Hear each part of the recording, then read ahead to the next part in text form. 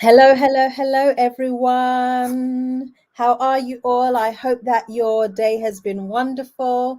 My name is Nicole and the social worker strategy mentor, and I'm here for another chit chat and talk with one of my buddies. And today I'm being joined by the lovely Kyrene, the social worker's mentor. So we're twinning right now, Yes, mentoring social workers, because we love the industry, we love what we do, and we want to talk about leadership today. Now, I feel like the two of us are leaders, right? And we were talking a little earlier on about the fact that all social workers, regardless of whether they're like in management, senior management, or even newly qualified, we're leaders in our own right because of the kind of work we're going to do. So we're going to have a really healthy discussion today about that and talk about things, and hopefully also leave you with some insights, things to think about, and more importantly, leaving you inspired and just infused in understanding your role as a social worker and leadership and what you can do with that. So we've got a lot to share and a lot to say on that. So Kyrene, do you want to just introduce yourself and say hello to the people? yes, of course. Hi, everyone. Hi. As Nicole said, my name's Kyrene. I am a social worker. I'm a team manager of a frontline child protection team, and I am the social work mentor. So I mentor social workers with the focus really being around developing in their career, thriving and becoming successful leaders, because that is a topic I'm really passionate about. Love that, love that, love that. So let's start at the beginning, right, Kyrene? Let's talk about our past and where leadership even comes from. Talk to us a bit about that. Okay, so that's quite an interesting one looking back, because again, I can't speak for everyone, but I feel like for a lot of us, especially many of us in the social work field, we don't come into our social work careers with the view that we want to be leaders. Some may have, but I think a lot of the time we haven't necessarily come in that way. We see ourselves more so as being helpers. And when you look at things a bit more traditionally and historically, helpers and leaders don't always sound like they are in the same boat, if that makes sense. So in terms of leadership has always been something that's been important to me, something I've always been really interested in. I can't necessarily pinpoint at what stage, but when you're thinking about historically and when you talk about leadership and what that looks like, actually, when you reflect on it, is a lot of the time we don't necessarily always see people like us when we're talking about leadership in the past. So I think that was something that became quite apparent for me, and something that I felt, yes, I wanted to be part of shifting that narrative. Love that, love that. And it's interesting you say that about like the people that we see when we're growing up. And I guess different races, different ethnicities will have different experiences of that. And I feel like in today's society, we're seeing a lot more Black leaders that I guess there's a lot more of them. Not that there wasn't like when I was growing up. But I'm also thinking about like leaders even in the household and what leadership looked like in the household and how that was carried down, what was the narratives around that, what were the stories and the experiences, and how that shaped our vision of what we go on to do as social workers, and whether it even shapes our vision as natural leaders to go into the industry at all, and what that looks like. What are your thoughts about that? I think that's so true, because I think I often say I was very lucky because I had and have grown up with lots of very strong women in my family, and that I was surrounded with. So in terms of, whilst I wouldn't necessarily have seen it as leadership growing up, what I did know is that many of the women were the boss in my family. So, in one sense, when I reflect on it later, that was leadership, of course, but no, that's just how I saw it. And so actually, naturally, as I grew, as I developed, yes, I also wanted to have a level of leadership, or that felt quite natural to me. But I know that wouldn't be everyone else everyone else's experiences. But outside of that, outside of my immediate family, what I would see on TV, and elsewhere, and in, you know, various jobs that I did even before becoming a social worker, I wouldn't necessarily see people that look like me in leadership positions. So there was that different, that I did feel I had that contrast of what leadership meant in the home versus, for me, versus what leadership meant outside if I was to, you know, into whatever career I was going to decide to go into.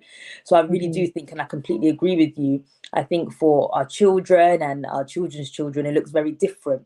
There are so many more Black leaders visible, and that we are able to see, and for them to aspire to be. So even if you don't have that directly in the home, there is more of that available for others to see commercially, which I think is so positive.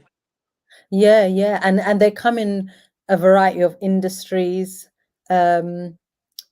shapes and sizes, Yeah, and in terms of background, you know, it's just the diversity of leaders that we see now that are getting more recognition. I think a lot of that has to do with the fact that we're now very media, everything's online. yeah. So there's so much more accessibility to information like that. And the likelihood is that's probably always been there.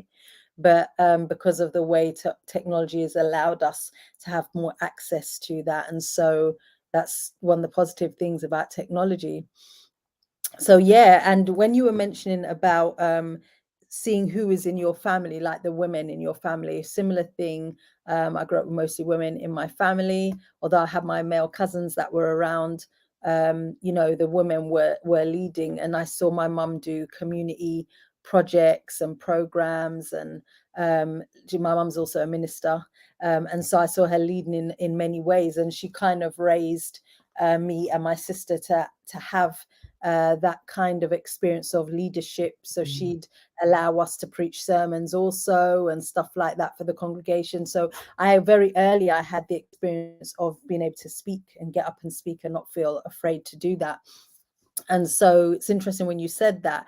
I think the other thing is that when you mentioned some social workers, they may not have had that experience or be able to connect the dots necessarily.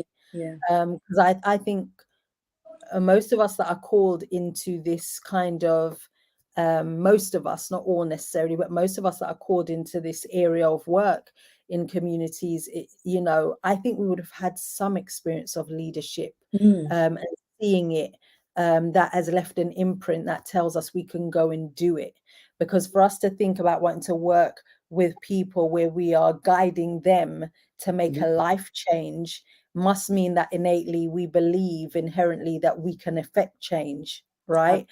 Because we want part of that change. And so I feel as though, you know, maybe we don't pay attention to what's happened in our past or what we've seen that has influenced us and our beliefs to an extent that we can take on such a challenge, because the kind of things that we deal with, the kind of people that we work with, and the risks associated, you know, they're quite heavy. It's quite heavy stuff. And so I don't know, there's something in me that makes me think that there's a lot of things that are going on that maybe we're not making the connection as to why we come into this role, and then not recognizing the power in leadership that we have Yeah, actually at our disposal. And I absolutely. do think that kind of plays out actually when we look at social workers not taking care of themselves, not advocating for themselves or standing up for their own rights. I don't know, what are your thoughts about that? Yeah. And it is, and I think you're right, Nicole, it is about not connecting the dots. And I think it, you know, social work is often described as a helping profession. And I think when, which it is, many of us who are called into the profession want to help. You know, everyone will have their different reasons for coming into the profession, but I think that's a word that you hear very regularly. But in order to help, you need to lead in some form in whatever area you're working in. But I think that's what we don't always connect together. Help and Yeah. leadership is very much intertwined. If you really want to help, if you really want to make an impact, you have to lead in some form. you know. Yeah. And I think that's the area that we don't always connect together, and which is why in a way sometimes we separate social work and leadership when actually they're completely intertwined. Mhm. I'm just trying to go back to the question you asked me, Nicole. Yeah, I was saying that the fact that, so you kind of answered it, because the fact that social workers don't make that connection, and the fact that, you know, as we move forward, I think because we're not thinking about leadership and stand in that power, we Yeah. don't even consider that we have to advocate for ourselves. Because like you said, to help others, we have to lead, i.e. we have to lead by example. So if we are not able to advocate for ourselves in terms of the overtime we're working, in terms of our own health, and saying, okay, I really can't take any more, you know, cases, or being able just to have boundaries for ourselves where we actually commit to saying, yes, we are going to go and do this for ourselves. Today's a day where I'm going to, you know, go to the spa, or no, this is my time for family. This is my cutoff period, and I'm going to go do that. We don't have those kind of boundaries because of the same issues around leadership. And I wonder if we were to be more cognizant of the fact that we are leaders, whether that would change the way we do things. I think it could. I think that it potentially could, but what it also intertwines with, which makes it tricky, is again the level of passion that more often than not, all social workers, whatever field they're in, are passionate about the work that they're doing. And Yeah. so, whilst passion shouldn't directly correlate to burnout, again, I think sometimes there's a bit of a misconception that we have, and sometimes it's unconscious that as I'm passionate about this, I have to keep going, keep going, keep going, even if that means that I'm going to burn out and don't always Yeah. realize. So I think so. Yeah, I think recognizing and understanding leadership a bit more, because again, you know, unless you're intentional about learning a bit more about about leadership, is not something, I guess, in leadership that is at the forefront of your mind. A lot of the time we're looking at Mm. how to improve our practice, and there's lots of Yeah. things out there to support us to improve our practice, but less around leadership and management, which have differences and similarities. But actually I Yeah. do, leadership is not for those just in management positions. That's Training right. around leadership is for social workers at every level, because I really believe at any level that you're at as a social worker, you are a leader. You know, Hmm. what does it, when you really unpick what a leader is, a good listener, a good communicator, someone Hmm. who makes decisions, someone who encourages and inspires. And every single social worker that goes out there works with people, no matter who you're working with, you are doing those things and much more. And Yeah. so I think it's about recognizing and embracing that. Yeah. I love that. And you mentioned something that I was going to pick up on, actually, and mention the fact that most social workers would think to get into leadership or start learning about it when they're moving up the ladder, when they Yeah. want to go into senior position. But and which that says it in itself, that people run after looking at, okay, best practice and how can I practice better, which are important things to do, but they're not thinking about leadership. How can I be a better leader? Because actually, one of the big things about leadership is that as a good leader empowers other people to be leaders in their own right. And that's what we do in social work. If we're in the adults or the children's field or mental health field, we actually giving people the tools and the skills, helping them get over hurdles so that they can be empowered to be the best leaders of their own life and the experts of their own life. And so, you know, that's what we're doing in leadership. And so whether you're newly qualified or senior manager, service manager, director, that's what you're doing at Mm-hmm. every level. So I think you're right there. It needs to be something that we recognize from more grassroots. And I wondered, I wonder what barriers there are to, and you tell me if you feel that there are barriers to change, to the mindsets of people being changed to understand that leadership has to begin from even probably the degree, learning from the undergraduate degree, or even the health and social care you know, course that social workers come onto. Can you speak on that a little bit? Absolutely. I think it definitely starts from the beginning, because I know when I did my social work degree, leadership wasn't something that we spoke about at all within that we didn't talk about that. We didn't really talk about looking after ourselves as social workers. We learned a lot about practice and the law. And whilst all of those things are really important, I really do think that it does start at university level. I've spoken in universities and had conversations around looking after yourself, leadership, continuing professional development. And I found that those sessions are really well received, because a completely different way to look at the work that we do. Not minimizing all the other work that comes in, that we do is completely essential to do all of the training around practice.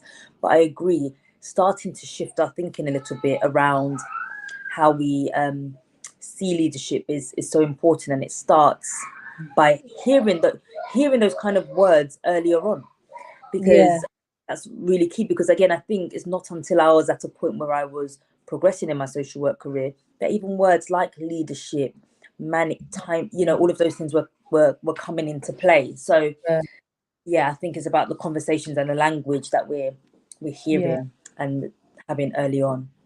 Yeah, and I think that's right, because I remember creating a program for a college where I was helping students on the health and social care program who wanted to be social workers. They attended a 6-week program that I did, and helping them to really understand social work more, learn more about that, and including, I think, like you said, understanding things like how to take care of themselves, those areas of practice that are not really discussed.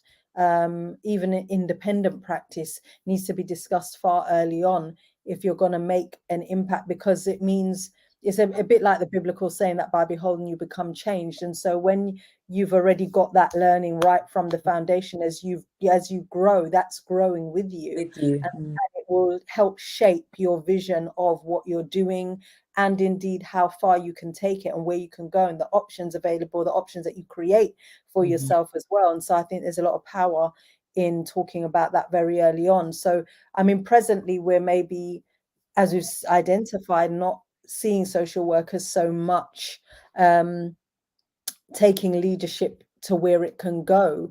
And how I see that translating is where social workers who want to be independent but don't necessarily have the it's not that they don't have the resources, because I think that they're very resourceful and could, but I feel as though the lack of understanding about leadership is the barrier.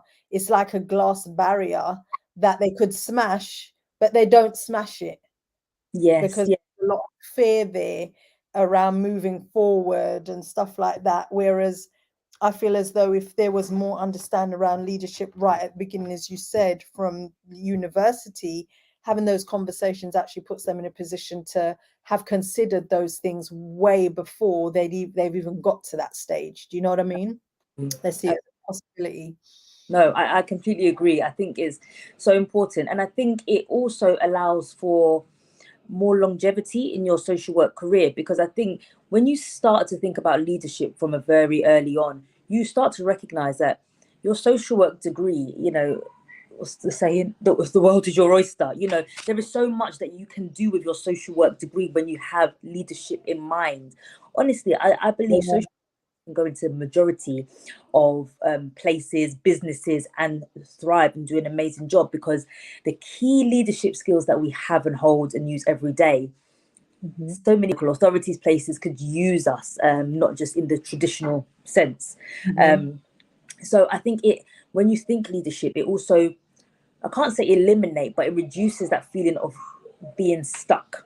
And I think, Mm-hmm. I can definitely, vouch for that. That there have been periods in my social work career that I felt stuck and thought, well, what can I do? Do I go up just this way? Just feeling quite stuck. And I think opening my mind a lot more to the words around leadership, what that means, really honing into what my skills are, and Mm-hmm. how I can best Mm-hmm. utilize them, stops that feeling of Yeah. being stuck.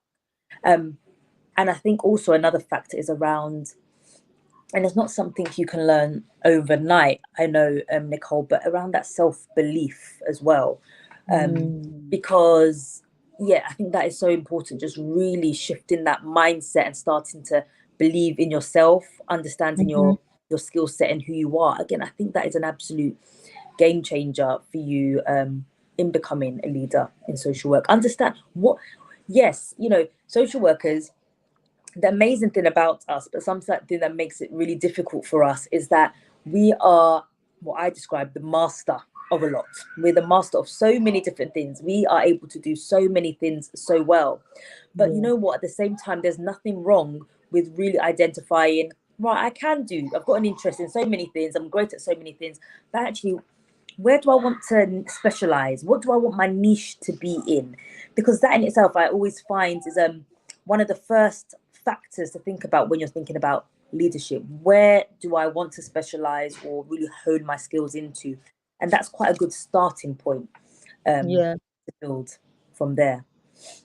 I love that. I love that when you say that, because I experience the same when I'm mentoring social workers. They all come to me. In fact, just before this live started, I was seeing a potential mentee, and same thing. So multi-talented, mind is racing with ideas, but just doesn't know how to compartmentalize it. And it's not that they, you know, what I see is that it's not that they don't know, because as social workers, like you said, we're master of so many. How often are we compartmentalizing and structuring? That's like our job. Yeah, That's part of what we do. So we can do it, but for somehow there, for many or most, there's like a brain block or a brain freeze as to how to do it for ourselves and yeah. implement it. I think it comes back to what you were saying, where about it's the belief in ourselves. So let's talk about that now and bring it to like future, and think about social workers that you have mentored, and you share as you talk a bit about like what you do, so people can know what you do. But you know, the people that you have mentored, what are some of the key things that you see for them as leaders that sets them apart and that shows potential? So I guess, so in terms of what I do, I mentor social workers who are newly qualified or within the first 5 years of their social work career. And the reason why, kind of going back to what we said initially, the reason why I mentor social work, whilst I focus on leadership, the reason why I focus at leadership at that level is because I think that's where it needs to start early on. Starting to think early on about the existing skills that you have and that you're going to continue to build, and um, how they are leadership skills and what you can do with them. One of the biggest things I hear very often from social workers, and I get it because I've been there, and the majority of the social workers that I mentor are frontline in children's services of some form. Majority are Mm, social workers within the adult services, but the biggest factor is time. You're, mm, but I don't have the time. I wish I could do this, but I don't have the time. I want to do that, but I don't have the time. I hear that all the time, and I get it. I completely understand the pressures. Some days you just feel completely exhausted. Even today, Nicole, I thought I had a full day, a chaotic day at work, and there are times where you think, evening, oh, I can't do anything else, but actually I have to, this is my time for myself to develop my own leadership skills. So as hard as it is, I think making that time and prioritizing it is so important. And honestly, mm. once you set out that time to really hone down and understand your skills, your interests, and what you want to develop in, that is the first place into really understanding, right, how am I going to then develop this and become a social and outwardly become a social work leader, because I believe that all social workers are leaders anyway. Yes. And it's I love what you said when you said like this is your time, and it comes down to commitment. When we say we don't have the time, there are like 24 hours in a day, and so long as you're not allowing people to rob you your time, people will treat you the way you allow them to. And so unless you create the boundaries, it's going to be easy for your time to run away with you, and you not genuinely have it as much time as you could to do things, because something has to give. If it's a toss up between you sitting down and thinking about your leadership, how you're going to become independent, start your own business, or even say you're going to tackle that spare room that's become a dumping ground, let's say, for example, it could be anything, right?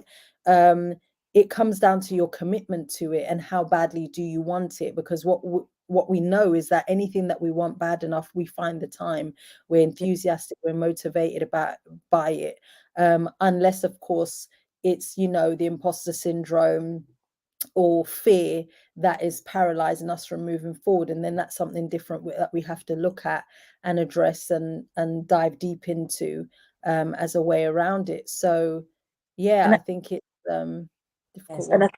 with the mentoring I do as well, what I often say and what we do is, as in terms of leadership, you learning new skills, you're going to be learning new skills all the time. But where my starting point is, let's not start looking at new skills. Let's look and unpick all of your existing skills and how these into leadership, because I think sometimes it can be overwhelming and overbearing to feel like, oh my goodness, I'm going to have to learn all of these new skills to become a leader, do all of this new training. But you know what, when we really unpick it, there's so many of your social workers existing skills that is just about developing existing skills rather than creating. Absolutely, absolutely. And the fact that we are so multi-talented tells us that we actually have like a plethora of skills, soft, hard skills, talents that are untapped, and that we're using bits of it every day. But when we sit back actually and actually have them in front of us and say, okay, this is something that I'm really good at and that I really love doing, you know, we can see how much more even outside of work we use those talents and skills. And then it's about compartmentalizing it and making something happen with it. So yeah, I think you're right. It's oftentimes we don't need new skills, and that's why, like you said, we can go into any industry and probably thrive very well because we have skills that are transferable and adaptable. So I would tell me a bit more about the kind of clients that you see that are actually, you know, where they need to be in terms of their mindset for leadership. Let's talk a bit about that. So in terms of those, mentoring is such an individual journey, and as Nicole, as you, or I know that you know that as well. So I'd say every single social worker that I work with is completely individual. I've got social workers who are ready and have started with me because they know that they are ready to start a journey, and just want a bit of guidance, and some that feel that they may be ready, but they just have got no clue about what their next steps are going to be. But really, as I think is really comes down to, what I see a lot is around social workers struggling with time, social workers struggling with commitment, and social workers feeling stuck. I think that's it as well, knowing that they want something new, progression of in some form, but just not really knowing how to do that. And we really unpick that and work on that. Go into basics, whether it's about your interviewing skills, whether it is about imposter syndrome, whether it's about looking at that growth mindset rather than having a fixed mindset. We kind of unpick all of those areas, and also understand, and also shifting mindset around leadership. You know, especially when you've come from a local authority background, which many social workers, I guess, would have started at some point or been in at some point. There is sometimes that feeling around progression, leadership, kind of means you're far removed. You've got no insight into what happens on the ground. You're no longer able to do a good enough job to some extent. And actually, that is, in my view, that is such a myth. Leadership is what you make of it completely. If you know the kind of leader that you want to be, that's the leader that you need to be and strive to be. And so actually, no, my view is that as you develop and hone in on your leaderships, the greater impact that you can make with the families, that you're, you know, all the individuals that you're trying to make change with. So it truly is shifting your mindset to think more so, okay, in terms of growth, when we look at growth, how that can also develop the impact that I have as well. Yeah, absolutely. And I like what you said. I mean, I know that when people go into leadership and senior management, and I can attest to like the social workers that have been on like my Accelerate Now program, you know, they talk about the fact that being in management, they thought that it would have been easier and less time consuming, but actually it's more time consuming because of the fact it's just the stats that they're dealing with. They're constantly in managers meetings as well as doing the supervision and the other bits and pieces. So, and it means that for them, while they feel far removed from the frontline practice, but in terms of how they're actually able to lead, what I see from them is the compassion.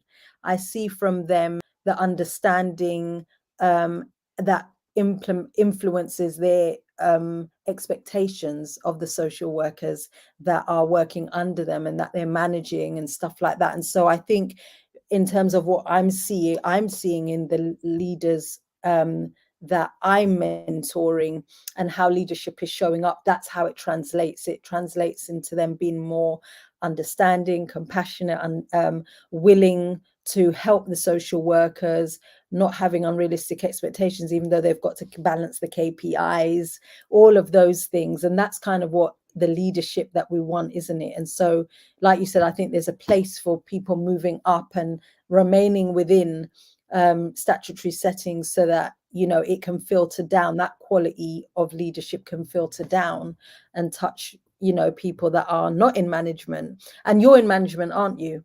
Yes, yeah, I am. Well, so you know what it's like with the KPIs and the stats and all the manager meetings. Absolutely. There's no doubt that it is time consuming. It's busy. Mm. That, you know, there's a significant level of responsibility. But Yeah, exactly, it's but keeping those skills, those compassionate skills, those skills around empathy, yeah, are so key. And as I yeah, said, kind of leader you want to be, you don't have to lose that as you develop. You can continue to hone in that and continue to develop those skills. yeah. Absolutely, absolutely. Oh, this has been lovely having a talk about this and leadership and looking at what it looks like. Before we start wrapping up, I want us just to talk a bit about the other side of leadership and when you're able to utilize leadership in the way that you want. I feel as though the ultimate and the peak of leadership is when you're kind of the person running an organization, because then all of that compassion that we spoke about, the structure, the way you structure things Yeah. will be created as a result of that, as opposed to some of the institutions that we see. I remember watching a documentary with Peter Jones and the guy who started Innocent Smoothies. Okay. And there's also a Scottish lady who is she has a business, a really big entrepreneur in lingerie. And Peter Jones was interviewing the two of them and looking at how polar opposite styles they have of leadership. And she is very similar to myself: structure, structure, structure. Everything has got to be in its place, like no messing about. Whereas the guy who does Innocent Smoothies, his like office, they've got like a games room, they've got in there when they where they have their meetings, it's like where their desk is, which is open plan.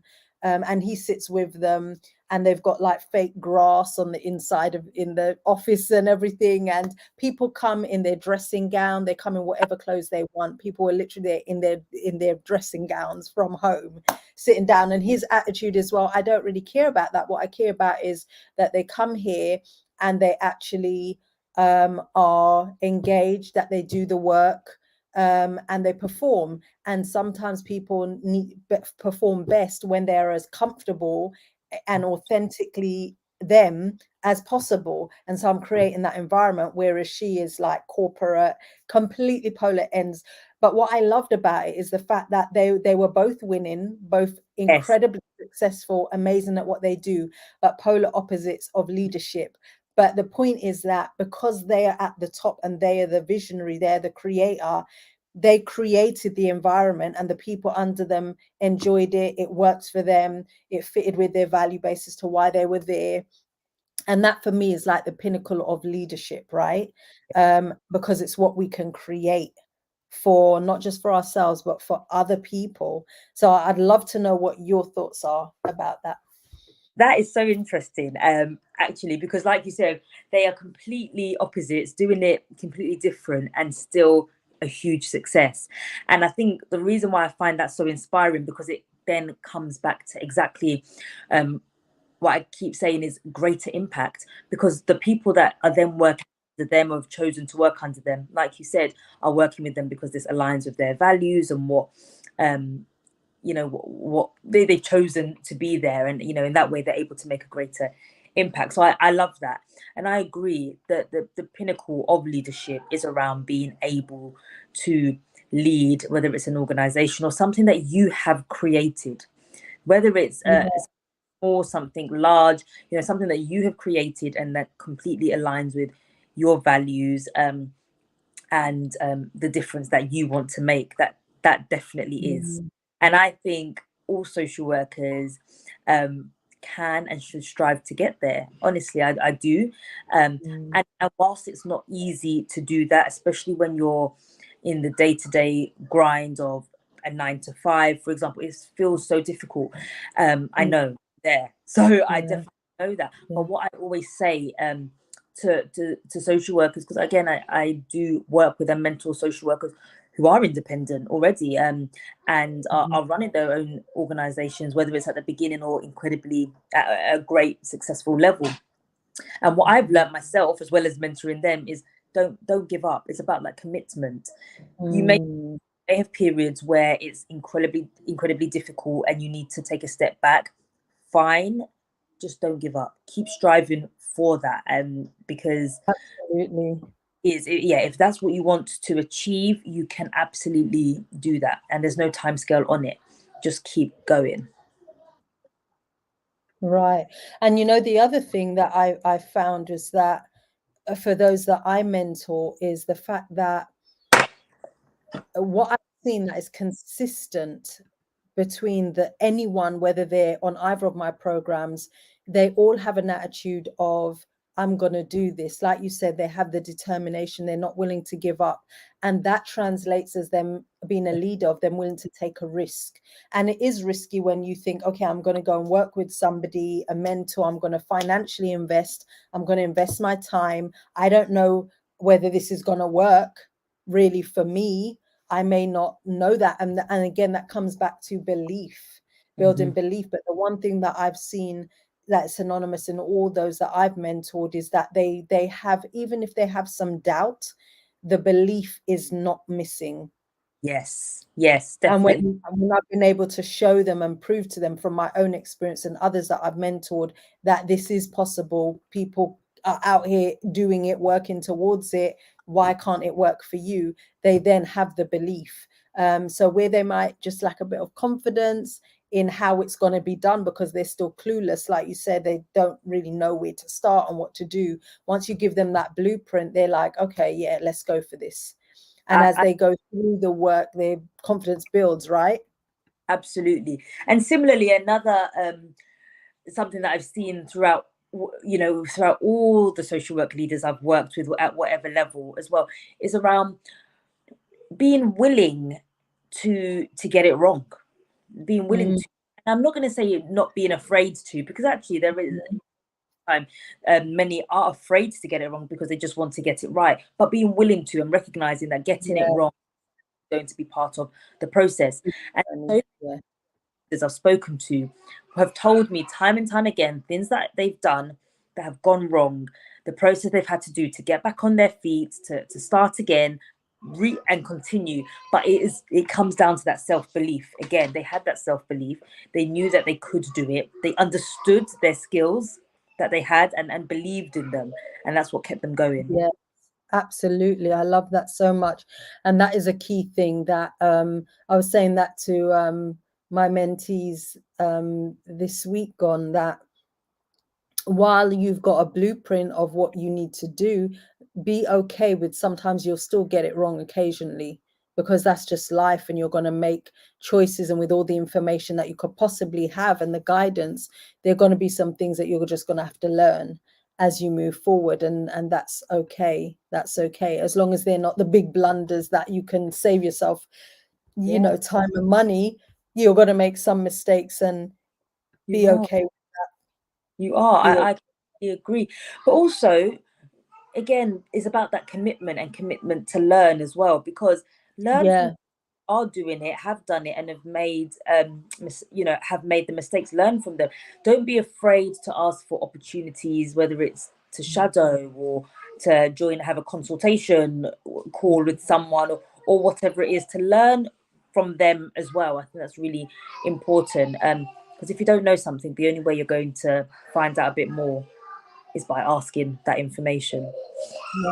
right, absolutely. I love that. Love that.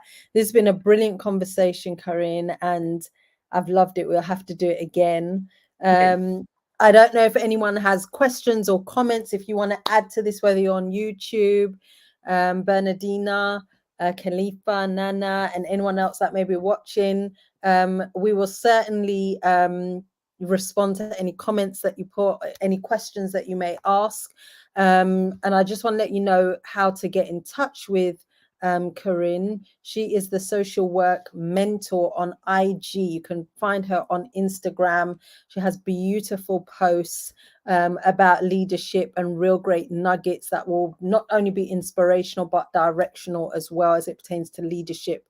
And if you're definitely thinking about being independent, or even if you're just a social worker right now, if you're newly qualified, want to move up the ladder in local authority, but just generally even in your life, like, it's about leadership skills is for your business and your personal life. And so please do connect with Kyrene, because she's got great information to share with you.